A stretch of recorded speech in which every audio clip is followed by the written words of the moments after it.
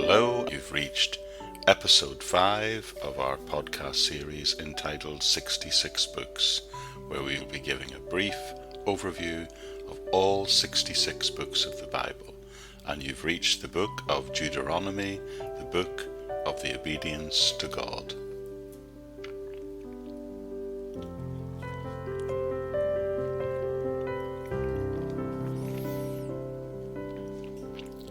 Deuteronomy. The title means second law, and again comes from the Septuagint. This title, however, is slightly misleading because it does not, in fact, contain a second law, but is a reinstatement and explanation of the law that has been previously given. It has been recognized by many as a book of remembrance and retrospect, a book which, although looking back, shows new hope being attained through experience, but most importantly through obedience.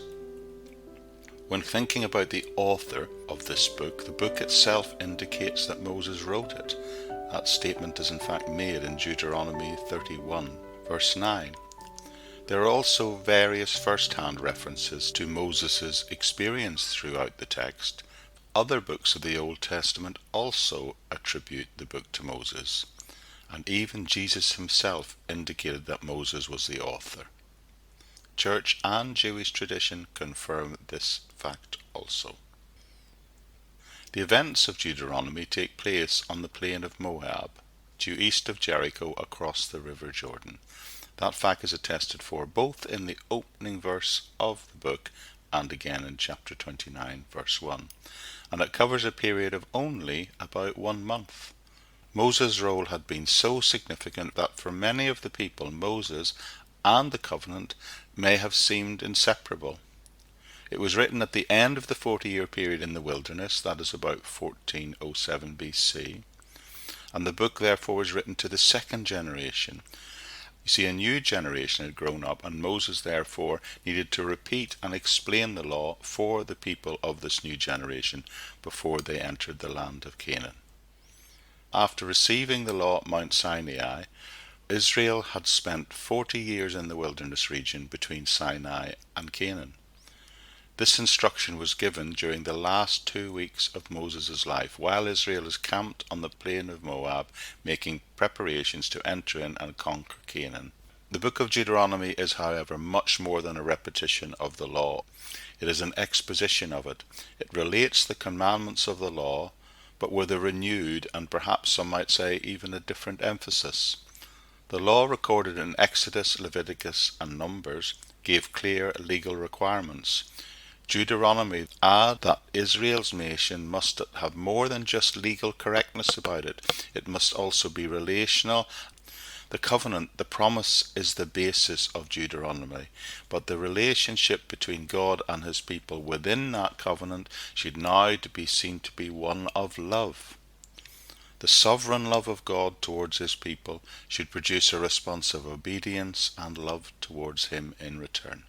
The previous generation swore covenant loyalty to God at Sinai, but they failed him badly. But now the new generation, they're about to enter Canaan, and the covenant is being renewed in such a way as to allow the people to give a fresh pledge of obedience to a God who they loved. When thinking about the purpose of Deuteronomy, it is for Moses to address Israel before he dies and before they enter the land. He is urging the people to obey through a series of messages and obey the Lord by saying that if they do so, they will be blessed, but also warning that if they don't, they will be cursed.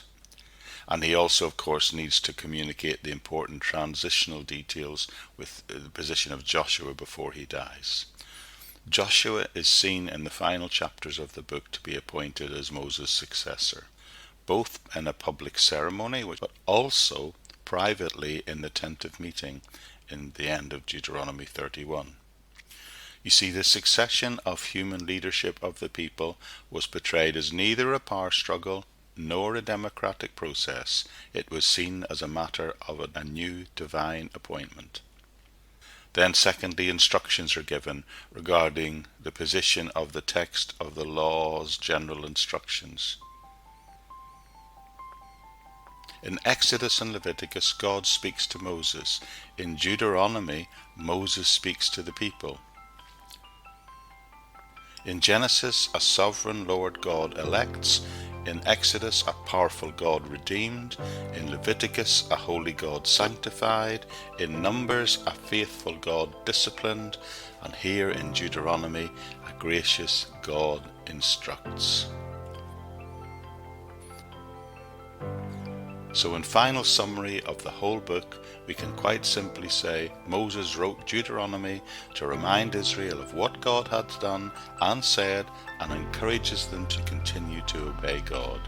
Then he turns over the leadership to Joshua, with the overarching principle being that God blesses the obedient but disciplines the disobedient.